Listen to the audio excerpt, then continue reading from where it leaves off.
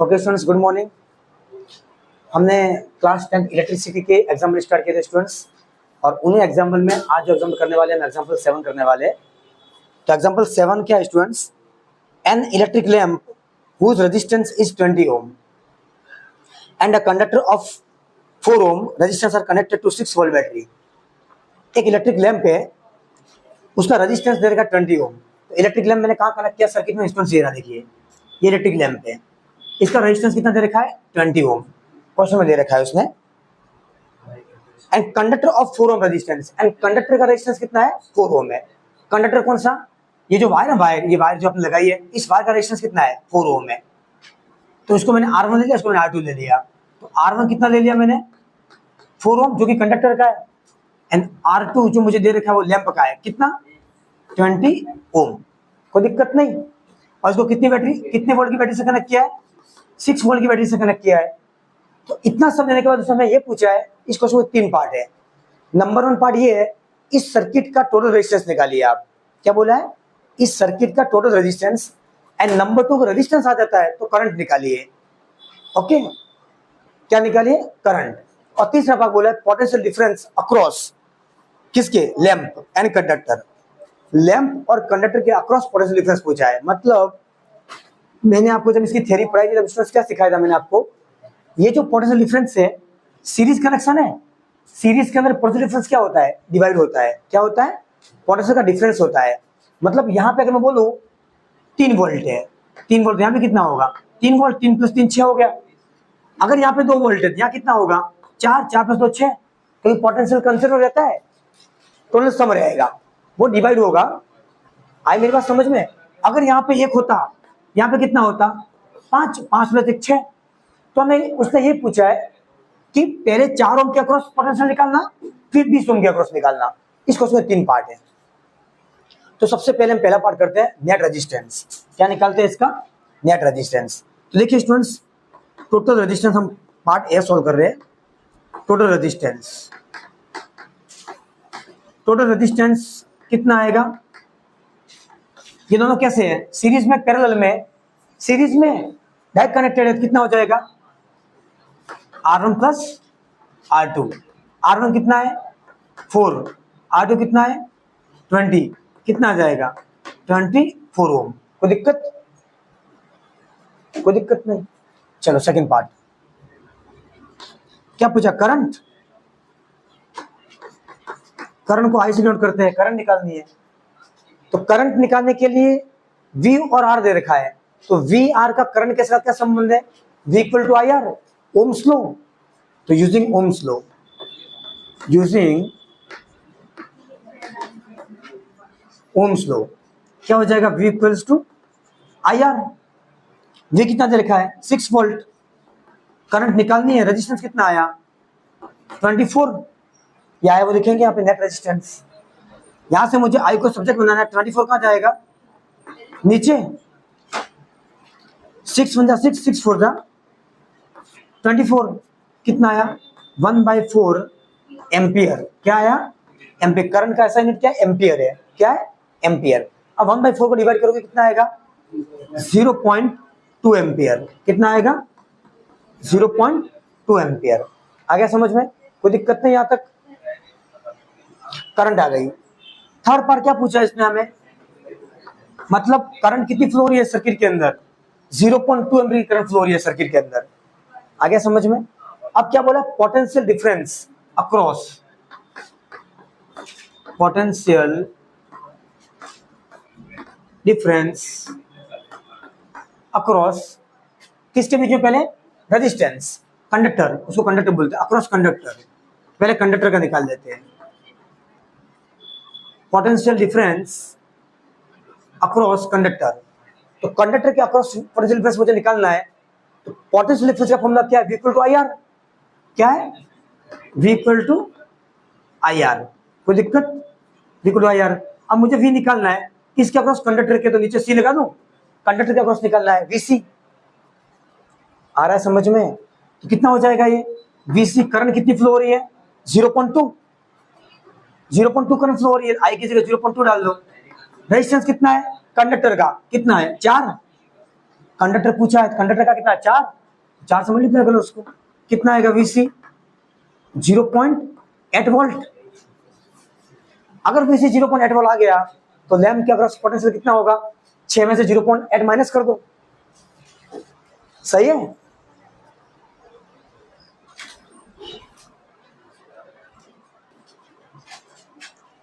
Okay students, ये answer में थोड़ा डिफरेंस आया है, ये इसलिए आया है क्योंकि जब हमने यहाँ 1/4 को डिवाइड किया तो उसको राउंड अप ले लिया था हमने।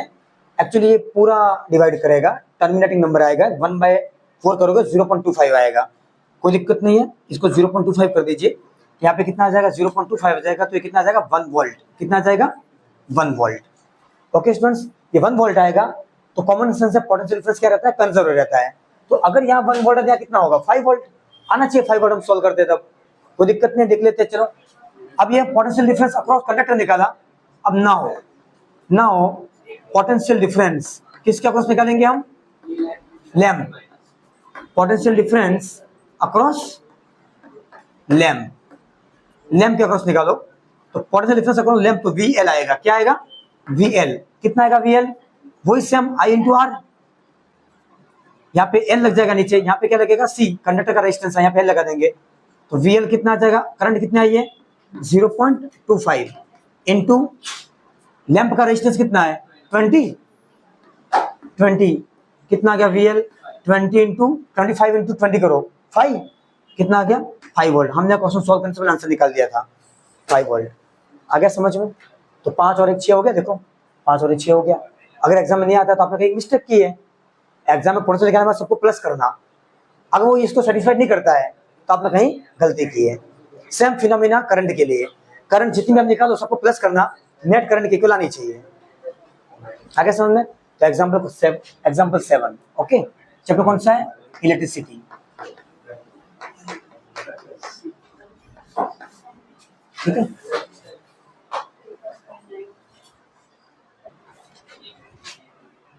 Okay students, example 8। अब एग्जाम्पल 8 क्या बोल रहा है, in the circuit diagram given in figure 11.10, मैंने बना दिया स्टूडेंट्स डायग्राम पूरा। Suppose the resistance R1, R2, R3 have this and this respectively, which have been connected to battery 12 volt. Calculate the current through each resistor and total current in the circuit and total resistance in the circuit. देखो उसने आपको 3 question पूछे इस circuit diagram से। सबसे पहला question ये पूछा है, हर एक रेजिस्टेंस से जाने वाली करंट कितनी होगी, नंबर 2 टोटल करंट कितनी होगी, और नंबर 3 टोटल रेजिस्टेंस कितना होगा, ये पूछा है। तो सबसे पहले स्टूडेंट्स हम करंट को दौड़ाते हैं, ये स्विच ऑन कर दिया हमने। देखो क्या क्या लगा है, देखो वोल्टमीटर पैरेलल में लगाया है, वोल्टमीटर कहाँ लगाया है पैरेलल में, और एमीटर सीरीज में लगाया है। ये हम कॉन्सेप्ट पर पढ़ चुके हैं, किसी भी इलेक्ट्रिकल सर्किट के अंदर वोल्टमीटर हमेशा पैरेलल में लगता है स्टूडेंट्स, एंड एमीटर हमेशा सीरीज में लगता है, ये हम बता चुके हैं, ठीक है। चलो अब हमें सबसे पहले करंट निकालनी है, तो जो गिवन डेटा लिख लीजिए आप। तो गिवन डेटा में क्या है, धीरे R1 कितना दे रखा है, तो 5 ओम, R2 कितना दे रखा है 10 ओम, रेस्पेक्टिवली का मतलब ये होता है स्टूडेंट्स, कंटिन्यूस दे रखे हो। R3 30 ओम, जो दे रखा है वो लिख लीजिए। V कितना दे रखा है 12 वोल्ट, कोई दिक्कत नहीं, चलो ठीक है, इतना दे रखा है मुझे। अब सबसे पहले मुझे क्या बोला है, ईच रेजिस्टेंस के थ्रू करंट निकालनी है। तो मैंने आपको बात समझाई थी स्टूडेंट, जब करंट मैं जैसे स्विच ऑन करता हूं, बातें नहीं, मैं जैसे ही स्विच ऑन करता हूं, जैसे करंट फ्लो होती है यहां से, करंट यहां पे आके क्या होगी, ये आई करंट यहां पे आई, ये आई करंट 3 भागों में डिवाइड होगी, नंबर 1, नंबर 2 एंड नंबर 3। तो 3 भागों में डिवाइड हुई, क्योंकि करंट पैरेलल में क्या होती है, डिवाइड होती है। करंट पैरेलल में डिवाइड होती है, सीरीज में क्या होती है, सेम होती है। क्योंकि यहाँ पे आके करंट कंफ्यूज हो जाएगी। 3 रास्ते देखो, एक रास्ता ये, एक रास्ता ये, एक रास्ता ये, आ गया समझ में। तो इससे जाने वाली करंट को मैं I1 मान लेता हूँ, इससे जाने वाली करंट को मैं I2 मानता हूँ, इससे जाने वाली करंट को मैं I3 मानता हूँ, कोई दिक्कत नहीं यहाँ तक। अब मुझे क्या बोला है, हर एक रेजिस्टेंस जाने वाली करंट निकालनी है। तो पहले मैं निकालूंगा I1, क्या निकालूंगा I1, आए समझ में। I1 निकालने के लिए मैं किसके पास जाऊंगा, Ohm's law. We now that from Ohm's law V equal to what, IR। तो यहाँ से आई का फॉर्मूला क्या बन जाएगा स्टूडेंट्स, आर नीचे आएगा, वी बाय आर, क्या बन गया, वी बाय आर। तो आई वन के लिए क्या हो जाएगा, V by R one. V के नीचे वी वन क्यों नहीं लिखा, क्योंकि पैरेलल के अंदर पोटेंशियल क्या रहता है, सेम रहता है। पैरेलल के अंदर पोटेंशियल सेम रहता है, तो जितना पोटेंशियल यहाँ पे होगा उतना यहाँ पे होगा, उतना यहाँ पे होगा, तीनों के लिए पोटेंशियल सेम रहेगा, इसलिए मैंने वी बाय आर वन लिख दिया। तो आई वन कितनी निकल के बाहर आएगी, वी वन कितना है 12, आर वन कितना है 5। इसको डिवाइड कर दीजिए, इससे जाने वाली करंट मिल जाएगी। ये कितना होगा 5 टू जा 10, 2 रिमाइंडर बचेगा, एक जो लगेगा पॉइंट लगेगा, 5 4 जा 20, 2.4 एम्पीयर करंट जाएगी 5 ओम के रजिस्टर से। ये बोला उसने मुझे, अरे पक्का, चलो ठीक है। अगर मैं I2 की बात करूं तो I2 के लिए मेरा क्या हो जाएगा, V बाय R2। मैं वापस बोल रहा हूँ, मैं V को V क्यों लिख रहा हूँ, क्योंकि पैरेलल कनेक्शन के अंदर पोटेंशियल डिफरेंस सेम रहता है हर एक इलेक्ट्रिकल अप्लायंसेस के अक्रॉस। आ गया। सीरीज के अंदर क्या होता है, डिवाइड हो जाता है। कॉन्सेप्ट क्या है, सीरीज के अंदर करंट सेम रहती है, पोटेंशियल का डिफरेंस रहता है।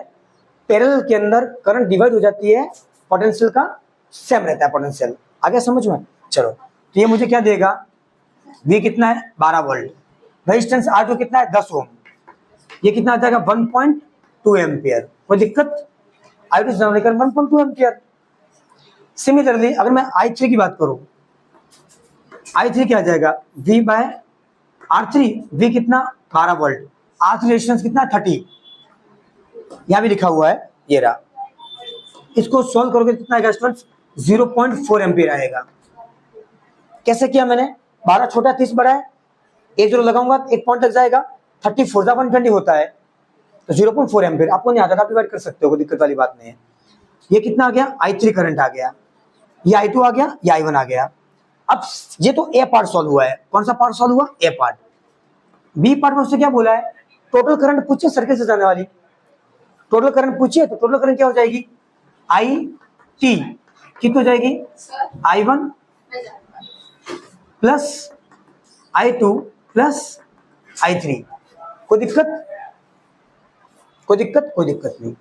I1 is what 2.4 ampere, 2.4, I2 is what 1.2 and I3 is what 0.4। इन सबको सम करेंगे कितना आएगा, कर लीजिए, देखो 2.4, 1.2 एंड 0.4 कितना आ गया, 4 2 6 4 10 का 0 कैरी, ये कितना आ गया 4 एम्पियर। कितनी आ गई 4 एम्पियर, कौन सी, आई टोटल। कोई दिक्कत, कोई दिक्कत नहीं। बी पार्ट में सोल्व हो गया। अब सी पार्ट में क्या पूछा है उसने, net resistance of the circuit, circuit का नेट रेजिस्टेंस पूछा है, मतलब टोटल रेजिस्टेंस पूछा है। क्या बोला है, टोटल रेजिस्टेंस। आया समझ में। अब टोटल रेजिस्टेंस कैसे निकालेंगे, ये फैसला करेगा सर्किट के अंदर जो रेजिस्टेंस लगेगा वो सीरीज में लगेगा पैरेलल में लगेगा।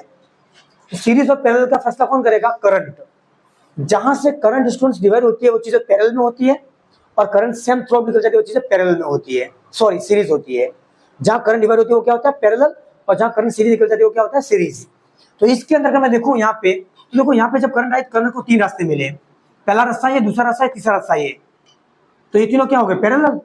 तो पैरेलल के अंदर नेट रेजिस्टेंस निकालने का फॉर्मूला क्या स्टूडेंट्स, हम पढ़ चुके हैं, 1/R is equal to 1/R1 plus 1/R2 plus 1/R3। कोई दिक्कत, चलो सॉल्व कर दीजिए। 1/R equal 1/R1 is what 10, sorry 5 plus 1/10 plus 1/30। कोई दिक्कत, कोई दिक्कत नहीं।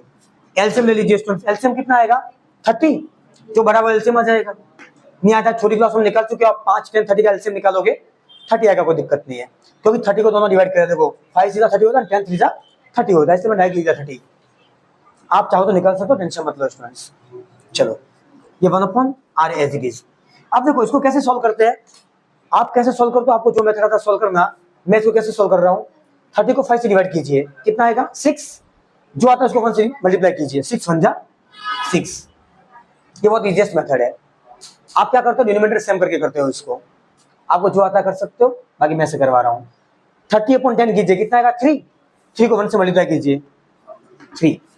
30 से 30 कट जाएगा, 1 को 1 से मल्टीप्लाई करके 1 आएगा, तो 1/r फाइनली कितना आ जाएगा स्टूडेंट्स? 6 + 3 9, 9 + 1 10, 10/30 ये कटेगा कितना आएगा? 1/3। अब मुझे 1/r नहीं चाहिए, मुझे r चाहिए, क्या करूंगा? रेसिप्रोकल, तो रेसिप्रोकल करूंगा, r कितना आ जाएगा स्टूडेंट मेरा? 3 ओम। तो सर्किट का नेट रेजिस्टेंस कितना हो गया? 3 ओम। आए समझ में? अब यहाँ पे कॉन्सेप्चुअल कॉन्सेप्ट है कि सर इतना ज्यादा रेजिस्टेंस है, 5, 10, 30, तो ये 3 कैसे आ गया? तो यहाँ पे कॉन्सेप्ट ऐसा है, जब भी कोई इलेक्ट्रिकल सर्किट के अंदर रेजिस्टेंस अगर पैरेलल में कनेक्ट होते हैं तो उसका नेट रेजिस्टेंस वो तीनों जो रेजिस्टेंस लगे हुए हैं उससे कम ही आना चाहिए। अगर उससे ज्यादा आया तो आपने कहीं गलती की है। जितने भी रेजिस्टेंस इलेक्ट्रिकल सर्किट में लगे हुए हैं, अगर आप पैरेलल कनेक्शन कर रहे हो तो जो नेट रेजिस्टेंस आएगा वो जो जितने रेजिस्टेंस सर्किट में लगे हैं उनसे कम आना चाहिए। अगर उससे कम आया मतलब आंसर गलत है, मतलब हमारा आंसर सही है, 3 आया। तो 3 देखिए 5 से कम है, 10 से कम है और 30 से नहीं कम है। आए समझ में? अगर गलती से किसी का आंसर 6 आ जाता तो क्या माना जाता? वो आंसर गलत था, क्योंकि कंडीशन ही फेल कर दिया आपने, 5 से ज्यादा आ ही नहीं सकता है। आए समझ में? कोई दिक्कत नहीं।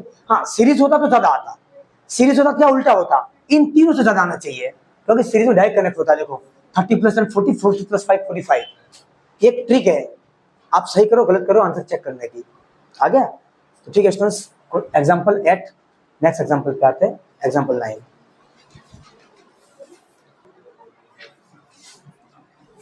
Okay, example 9। अब एग्जाम्पल 9 में स्टूडेंट्स क्या बता रहेगा, उसने एक अरेंजमेंट दे रखा है आपको सर्किट का। इस सर्किट के अंदर इसने ये स्विच है, जैसे स्विच ऑन किया यहाँ से करंट फ्लो होगी आई एम्पियर की। थोड़ा ध्यान रखना स्टूडेंट्स, ये जो एमीटर लगता है ना, एमीटर करंट को मेजर करने वाला डिवाइस है स्टूडेंट्स, करंट को मेजर करने वाला डिवाइस है। ये हमेशा इलेक्ट्रिकल सर्किट में सीरीज में लगती है। इसका रेजिस्टेंस बहुत कम होता है, नियर अबाउट 0 होता है। और एक वोल्ट मीटर होता है जो कि पैरेलल में लगता है, यहाँ पे लगता है ऐसे करके, यहाँ ऐसे पैरेलल लगता है। वो हमेशा पैरेलल में इसलिए लगता है क्योंकि उसका रेजिस्टेंस बहुत ज्यादा होता है। अभी नहीं लगा है इसमें, हम भी नहीं लगा रहे इसको, चलो कोई दिक्कत नहीं। अब देखिए स्टूडेंट, जब यहाँ से करंट फ्लो करवाएंगे हम तो यहाँ पे आके करंट कंफ्यूज हो जाएगी। क्या हो जाएगी? कंफ्यूज। करंट को 3 रास्ते मिलेंगे, 2 रास्ते सॉरी, 1 और 2। तो R1 के थ्रू I1 करंट जाएगी एंड R2 के थ्रू I2 करंट जाएगी। ओके स्टूडेंट्स, यही 2 करंट यहाँ से निकल के वापस यहाँ पे कंबाइन होगी और I बन जाएगी। देखो ज्योति वापस बन गई। अगर मैं कहता हूँ यहाँ से 6 एम्पीयर की करंट आ रही थी, 4 यहाँ जा रही थी, 2 यहाँ जा रही थी, तो यहाँ पे आके 4 पे 2 वापस क्या बन गया? 6 बन गया। चलो यहाँ 6 एम्पीयर की करंट गई, वापस 6 एम्पीयर की करंट यहाँ 3 भागों में डिवाइड होगी, I3, I4, I5, क्योंकि रेजिस्टेंस 3 है। ओके, फिर फाइनली वापस यहाँ से क्या करेगी? सेम करंट I निकल के थ्रू आउट करंट वापस फ्लो होने लग जाएगी। अब उसने हमें ये पूछा है सर्किट के अंदर, सबसे पहले निकालना है टोटल रेजिस्टेंस एंड फिर पूछा है हमें टोटल करंट। तो सबसे पहले हम निकालते हैं ए पार्ट, टोटल रेजिस्टेंस। क्या निकालते हैं? टोटल रेजिस्टेंस निकाल रहे हैं हम। अब टोटल रेजिस्टेंस कैसे निकालेंगे? तो सिस्टम को 2 भागों में तोड़ो, आप इस सर्किट को 2 भागों में तोड़ो। नंबर 1 सिचुएशन ये वाली है, ये वाली, ये दोनों क्या दिख रहे हैं? पैरेलल। देखो करंट जाके डिवाइड होगी, जहां करंट डिवाइड होती है वो क्या होते हैं स्टूडेंट्स? पैरेलल होते हैं। तो यहाँ देखिए करंट गई और डिवाइड हो गई, पानी की लाइन में से पानी जा रहा है और पानी के 2 भाग हो गए, मतलब पैरेलल लाइन बोलते हैं स्टूडेंट्स हम। तो यहाँ पे करंट 2 भागों में डिवाइड, मतलब R1 R2 क्या है? पैरेलल है। तो हम क्या करेंगे यहाँ पे, सबसे पहले R, इसको एक काम करो सिर्फ R बोलो, इसका जो आएगा उसको R बोलो। तो 1/R, दोनों पैरेलल में, तो 1/R क्या आ जाएगा? 1/R1 + 1/R2। कोई दिक्कत? कोई दिक्कत नहीं। इसको कैसे सोल्व करेंगे? 1/R निकालना, 1/R1, R1 is what? 10 ohm, R2 is 40 ohm. तो 1/10 + 1/40। तो यहाँ से मुझे R1 कितना, सॉरी R कितना मिलेगा? क्रॉस दो तो क्रॉस मल्टीप्लाई कर लो, 40 × 40, 40 × 40, 10 × 10/40, 10 × 400। फाइनली 1/R कितना मिल गया? 40 + 10 50/400। ये 0 से 0 कट गया, ये 5 से 40 कट गया 8 बार। तो 1/R इक्वल क्या आ गया? 1/8। तो फाइनली R कितना आ गया? सिर्फ 8 ओम। कोई दिक्कत? कोई दिक्कत नहीं यहाँ तक? चलो ठीक है। अब सेम फिनोमिना मैं इसके लिए करूं, ये तीनों वापस क्या है स्टूडेंट्स? पैरेलल में। कैसे पैरेलल? करंट यहाँ से आके 3 भागों में डिवाइड हुई है, 1 2 3, वापस पैरेलल में। इसको मैं वापस पैरेलल सॉल्व करूंगा, लेकिन अब मैं लिखूंगा क्या? 1/, आर डैश लिखूंगा। क्या लिखूंगा? R dash. क्यों आर डैश? क्योंकि आर मैं लिख चुका हूं। आर किसका था? ये दोनों का था। तो इसके लिए मुझे कुछ अलग सिंबल लेना पड़ेगा। आपकी मर्जी, आर डैश लो, आर पी लो, जो लेना आप लो। मैंने आर डैश ले लिया। क्या ले लिया? R dash. तो 1 अपॉन आर डैश क्या हो जाएगा? 1 अपॉन R3, R4, R5।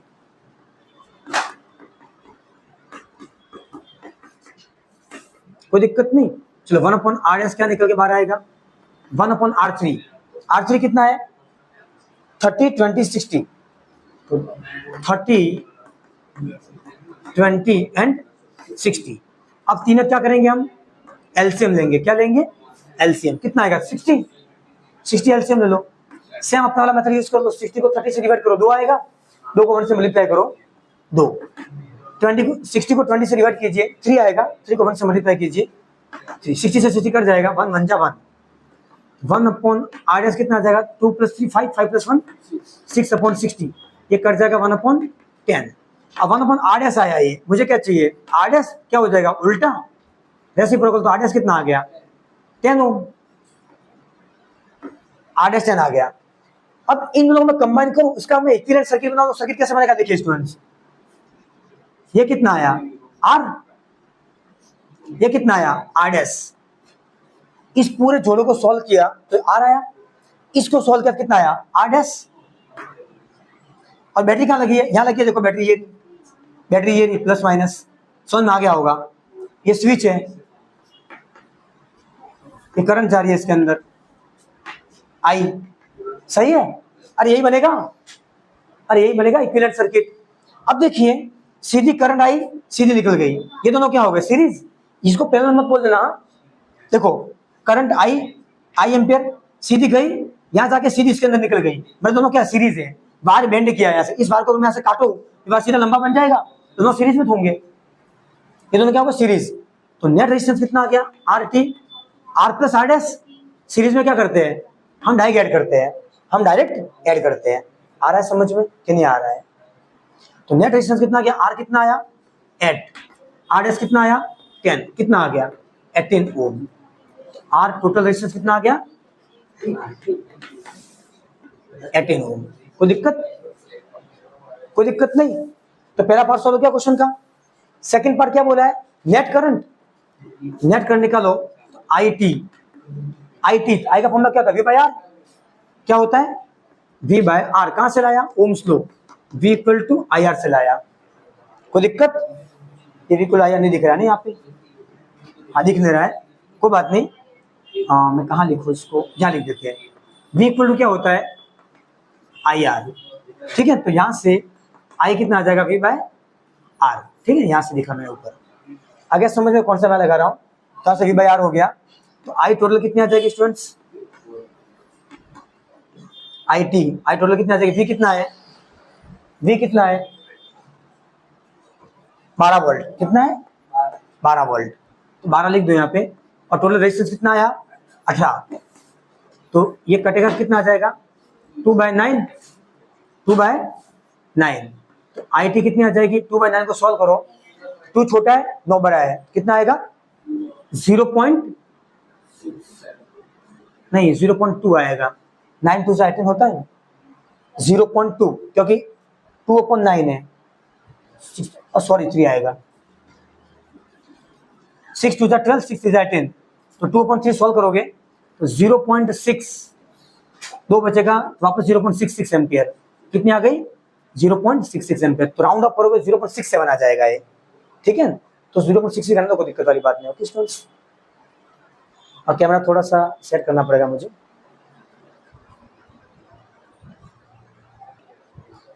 ठीक है स्टूडेंट्स, तो ये एग्जांपल 9 था। नेट करंट कितने आ गए? 0.66 एम्पियर। ओके, कॉन्सेप्ट क्या था स्टूडेंट्स? ये दोनों पैरेलल में थे, मैंने सोल्व कर दिया। ये दोनों पैरेलल में सोल्व कर दिया, दोनों को अलग अलग करके सीरीज कर दिया और दोनों को नेट ऐड करके नेट रेजिस्टेंस निकाल दिया और उससे नेट करंट निकाल दी। ओके,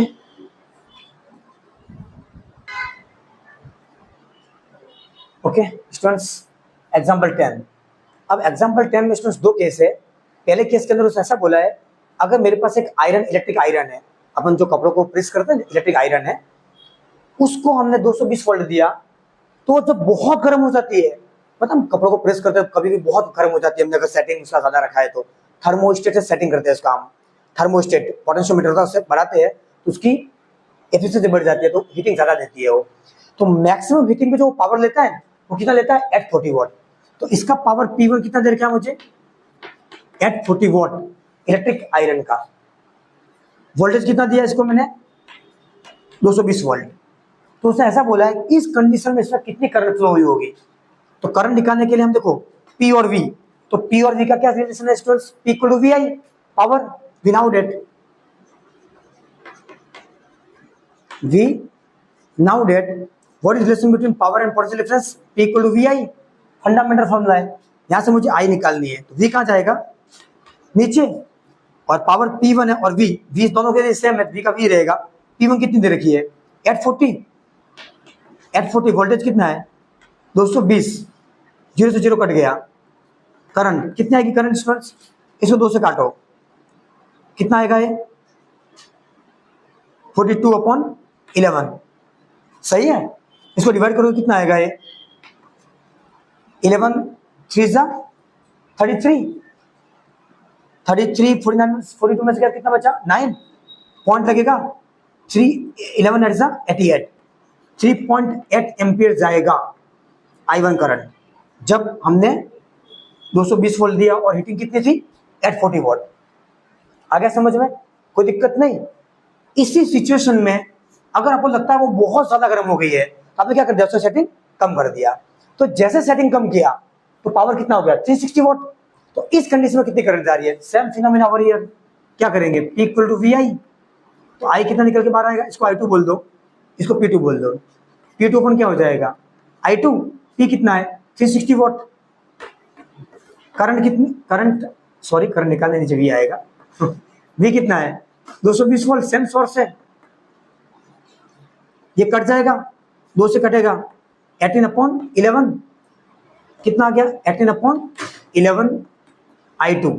18/11 को सॉल्व करोगे क्या आएगा 11 1 जा 11, एक बार जाएगा 18 में से 11 जाएगा कितना बचेगा 7, उसका के पॉइंट लगाऊंगा तो 11 6 जा 66, तो ये 1.66 समथिंग आएगा I2 करंट।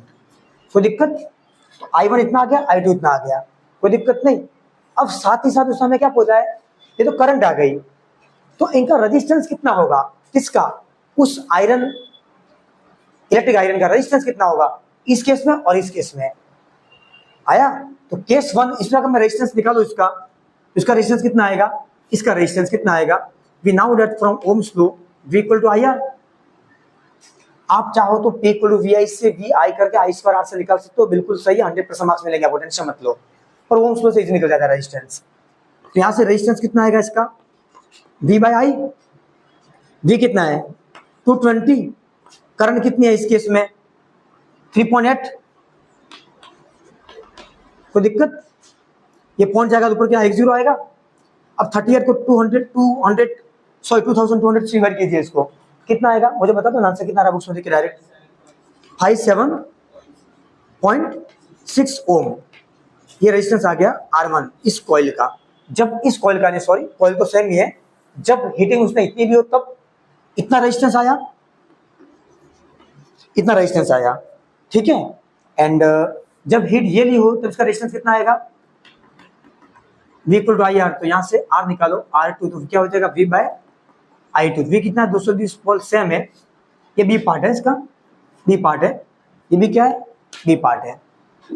तो करंट कितना है इस केस में 1.6 ही ले रहा हूँ स्टूडेंट्स में, 6 आगे का नहीं ले रहा हूँ, थोड़ा आंसर में डिफरेंस आएगा, राउंड अप कर लेंगे, कोई दिक्कत वाली बात नहीं है। R2 ये पॉइंट जाएगा तो ऊपर जीरो लगेगा, तो 2200/16 करोगे कितना आंसर आ रहा है बताना जरा, बोलो बुक्स में देख के 6 4 सॉरी क्या दे रखा है, हाँ वो कोई दिक्कत नहीं, आप मैंने मना बोला आपको, उसको भूल जाओ आप 1.6 ही लो, मैंने अभी बोला आपको आगे वाला नहीं लेना है, मैं राउंड अप कर दिया, आंसर टेंशन मत लो, सेम आएगा, बिल्कुल टेंशन मत लो। बोलो मुझे इसका आंसर कितना आ रहा है 280 134.50 ओके, तो इसको सोल्व करेंगे स्टूडेंट्स, हमारे पास आ जाएगा 134 पॉइंट समथिंग आएगा, सो नहीं लिखेंगे स्टूडेंट्स हम, सीधा R2 आ जाएगा आपको। ठीक है स्टूडेंट्स, ये आपका R2 आ गया, ये आपका R2 आ गया और ये आपका R1 आ गया। आपको पॉइंट के बाद नहीं लिखोगे स्टूडेंट चलेगा, कोई दिक्कत नहीं, आपका मैग्नीट्यूड सही आना चाहिए। ये जो मैग्नीट्यूड आ रहा है ना आगे वाला, ये फिगर सही आना चाहिए, पॉइंट के बाद आप नहीं छोड़ सकते, कोई दिक्कत वाली बात नहीं है। तो अपना एग्जाम्पल नंबर 10 खत्म हो गया। ठीक है स्टूडेंट्स, मिलते हैं नेक्स्ट वीडियो के साथ, नेक्स्ट एग्जाम्पल के साथ। ठीक है, bye bye all of you. Okay students, good morning. आज हम क्लास 10 इलेक्ट्रिसिटी के जो एग्जाम्पल कर रहे थे उसी को कंटिन्यू कर रहे हैं स्टूडेंट्स। तो वो एग्जाम्पल नेक्स्ट 11 नंबर का एग्जाम्पल है, उसे सॉल्व करेंगे।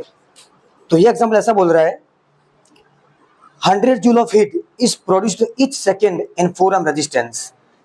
एक 4 ओम का रेजिस्टेंस दे रखा है स्टूडेंट्स, उसके अंदर हर एक सेकंड के अंदर 100 जूल की हीट प्रोड्यूस हो रही है। ये प्रैक्टिकल मतलब मैं समझाऊंगा आपको कैसे हो रही है। Find the potential difference across the register. तो आपको उस रजिस्टर के अक्रॉस कितना पोटेंशियल डिफरेंस प्रोड्यूस होगा वो पता करना है। तो देखो इस पूरी सिचुएशन को पहले हम डायग्राम पे लेते हैं।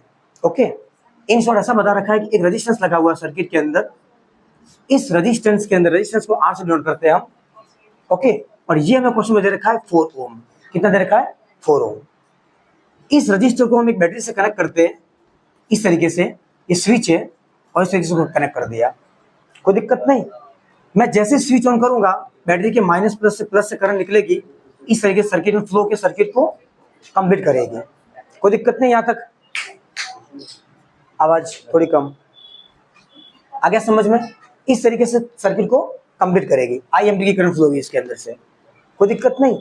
अब उसने हमें ऐसा बोला है कि जब इस सर्किट को ऑन करते हैं इसके अंदर जो करंट फ्लो होती है उसकी वजह से ये R ओम का जो 4 ओम का रेजिस्टेंस लगा हुआ है इसके अंदर 100 जूल की हीट प्रोड्यूस होती है। मतलब आप इसको टच करोगे, टच करो आपको हीट का एहसास होगा, गर्म हो जाएगा आपका हाथ। जैसे एक बल्ब, रेजिस्टेंस नथिंग बट क्या है? एक बल्ब है अपने घर का, क्या है? बल्ब। तुम बटन चालू उसको टच करना, वो गर्म होगा, तो हीट प्रोड्यूस हुई। तो उसने हमें ये पूछा है वो जो हीट प्रोड्यूस हुई उस टाइम पे उसके अक्रॉस कितना पोटेंशियल डिफरेंस लगा होगा वो हमें निकालना है। आए समझ में? तो ये वाला होगा, ये जितना होगा वो ये होगा, क्योंकि एक ही रेजिस्टेंस पैरेलल है, मतलब इसके अक्रॉस तो एक ही है, अभी एक ही लगेगा, तो ये हमें निकालना है V। तो हीट का कॉन्सेप्ट है, पोटेंशियल डिफरेंस निकालना है, तो सीधा हम किसके पास जाएंगे? हीट और पोटेंशियल डिफरेंस का क्या संबंध है? तो हीट और पोटेंशियल डिफरेंस का एक ही संबंध है स्टूडेंट्स।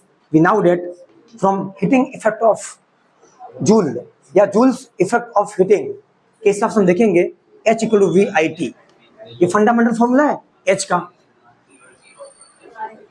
कोई दिक्कत नहीं यहाँ तक? अरे सही है, H इक्वल टू VIT। अब यहाँ पे हमें क्या क्या गिवन है स्टूडेंट्स? देखिए हीट कितनी दे रखी है? 100 जूल, आवाज नहीं। करंट नहीं पता, टाइम कितना दे रखा है? 1 सेकेंड। रेजिस्टेंस कितना दे रखा है?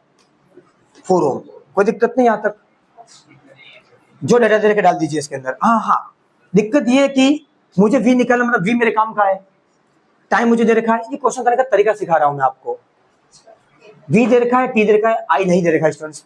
तो जो नहीं दे रखा है उसको वहां से हटाओ, एलिमिनेट करो। अब उसको हटाने के लिए मैं किसके पास जाऊंगा? मुझे पता है स्टूडेंट्स I और V और R का रिलेशन है V इक्वल टू IR। क्या? From Ohm's law V equal to IR। तो यहां से I को क्या बनाएंगे? सब्जेक्ट बनाएंगे, तो R कहाँ आएगा स्टूडेंट? नीचे आएगा। तो V I इक्वल टू क्या गया? V by R। तुम इस I की जगह पे V बाई R डाल दो, तुम सब गिवन डेटा मेरे पास आ जाएंगे। देखो ये V का V इंटू I की जगह क्या डालूंगा मैं? V by R into T है स्टूडेंट्स। देखिए बहुत इजी बन जाएगा स्टूडेंट्स, क्वेश्चन बहुत इजी बन जाएगा। फाइनली क्या हो जाएगा? H equal to V into V, क्या? V square T by R। कोई दिक्कत नहीं, अरे कोई दिक्कत नहीं। चलो H का H, अब H कितना दे रखा मुझे स्टूडेंट्स? 100 जूल। V स्क्वायर मुझे निकालना है, अरे निकालना है पोटेंशियल। पोटेंशियल मुझे क्या करना है? निकालना है। क्वेश्चन पूछा उसका पोटेंशियल निकालना है, मुझे V निकालना है। T कितना दे रखा है? 1 सेकेंड। और रेजिस्टेंस कितना दे रखा है? 4 ओम। अब मुझे V स्क्वायर को सब्जेक्ट बनाना है, मैं क्या करूंगा? ये फ्रैक्शन में इसके नीचे 1 लगा दो, क्या हो जाएगा? Cross multiply. V स्क्वायर को 1 से मल्टीप्लाई करो, V स्क्वायर आएगा। उसको 1 से करो, V स्क्वायर आएगा। और 100 को 4 से मल्टीप्लाई करो, कितना आएगा? 400। क्रॉस मल्टीप्लाई किया स्टूडेंट्स मैंने, आगे समझ में। अब मुझे क्या चाहिए, v चाहिए, नॉट v स्क्वायर। तो मैं इसका हटूंगा, सामने क्या लगेगा, अंडर रूट। मैं इसका रूल है, इसका हटेगा, सामने क्या लगेगा, रूट। अब आप जानते हो स्टूडेंट्स 400 का अंडर रूट कितना होता है, 20, कितना होगा, 20 वोल्ट। कितना, 20 वोल्ट। इसका आंसर कितना हो गया, 20 वोल्ट। आए स्टूडेंट्स समझ में। एनसीईआरटी जो दे रखा है स्टूडेंट्स वो भी गलत नहीं है, वो भी घूम घुमा के यहीं से लाया है, लेकिन हमने क्या कर दिया है, एक निकाल के उसमें डाली वैल्यू सीधी, सीधा उसको क्या कर दिया, इन्वर्ट करके क्वेश्चन सॉल्व कर दिया। ओके, तो example number 11। Okay students, example number 12। ये क्या बोल रहा है students, an electric bulb is connected to 220 volt generator. एक इलेक्ट्रिक बल्ब को 220 वोल्ट के जनरेटर से क्या किया है, कनेक्ट किया है। The current is 0.50 ampere. What is the power of the bulb. तो बल्ब की पावर निकालनी है। पावर किसमें निकलेगी, किलोवाट और वॉट, क्योंकि पावर का ऐसा यूनिट क्या है, वॉट और किलोवाट। तो सर्किट, पहले क्वेश्चन को हम पूरा डायग्रामेटिकली समझ लेते हैं क्या बोल रहा है। सबसे पहले सर्किट में क्या बना रखा है, एक लैंप बना रखा है, इलेक्ट्रिक लैंप। क्या बना रखा है, इलेक्ट्रिक लैंप। उसको किससे कनेक्ट किया है, 220 वोल्ट जनरेटर से कनेक्ट किया है। ये स्विच है और ये स्विच है एस। जैसे स्विच ऑन करूंगा स्टूडेंट, सिस्टम में क्या होगी, करंट फ्लो होगी और बल्ब क्या करेगा, ग्लो करेगा, बल्ब ग्लो करेगा। पक्का। अब उसे ऐसा बोला ये जो करंट फ्लो हो रही है आई एम्पियर की, ये कितनी हो रही है, 0.50 एम्पियर। कोई दिक्कत नहीं।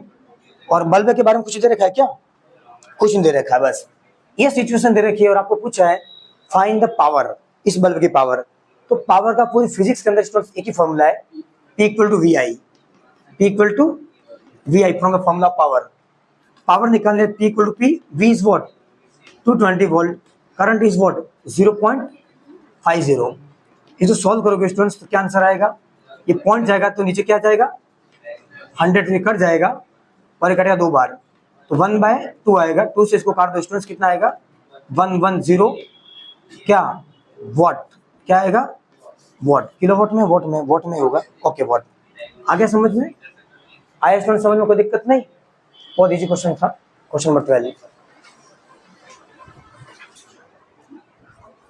ओके स्टूडेंट्स, तो ये जो क्वेश्चन है क्वेश्चन नंबर 13, ये क्वेश्चन ऐसा बोल रहा है स्टूडेंट्स कि आपके घर का जो रेफ्रिजरेटर है, जो फ्रीज है, फ्रीज जिसमें आप चीजें कूलिंग करने के लिए रखते हो, वो 400 वॉट का है, 400 वॉट का है। उसके पीछे नंबर प्लेट होगी, उसके ऊपर लिखा हुआ होगा 400 वॉट।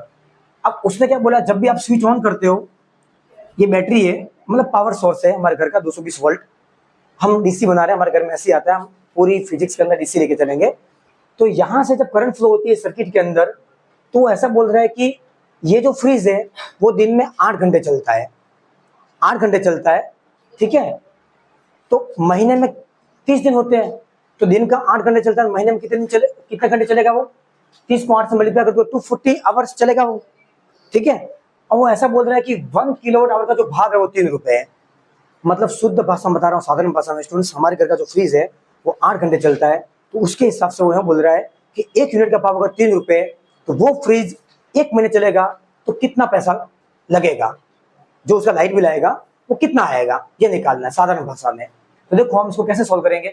जब भी सभी क्वेश्चन आ जाए तो पहली ट्रिक ये है, हमेशा आपको ज्यादा दिमाग लगाना है स्टूडेंट्स।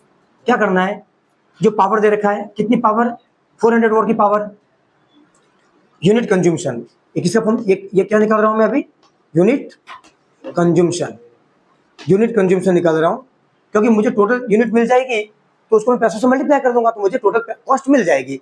जस्ट फॉर एग्जांपल, अगर मेरे एक दिन में 10 यूनिट का कंज्यूमशन होता है तो एक महीने में कितना हो जाएगा 300, तो मुझे 300 यूनिट मिल जाएंगे। एक यूनिट का भाव क्या दे रखा है 3 रुपए, तो 300 को 300 मल्टीप्लाई कर दूंगा, 900 रुपीज मेरा लाइट बिल आ जाएगा। तो मैंने आपको जब थ्योरी पढ़ाई थी तब सिखाया था स्टूडेंट्स कि 1 किलोवाट आवर 1 यूनिट के बराबर होता है, 1 किलोवाट आवर 1 यूनिट के बराबर होता है स्टूडेंट्स, ये बात आपको याद रखनी है। 1 किलोवाट आवर 1 यूनिट के बराबर होता है, तो 1 किलोवाट का भाव 3 रुपए दे रखा है, तो 1 यूनिट का भाव क्या हो जाएगा 3 रुपए। तो मैं पूरे महीने के अंदर कितनी यूनिट जा रही हो निकाल दूं पहले, तो मेरा काम बहुत ईजी हो जाएगा।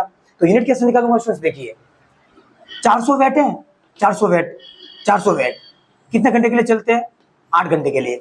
1 घंटे में कितना जाता है 400, मुझे कैसे पता चला 1 घंटे में 400 जाता है, formula 1 kilowatt hour 1 kilowatt hour 1 घंटे के अंदर जो चलता है वो हमेशा पावर होती है।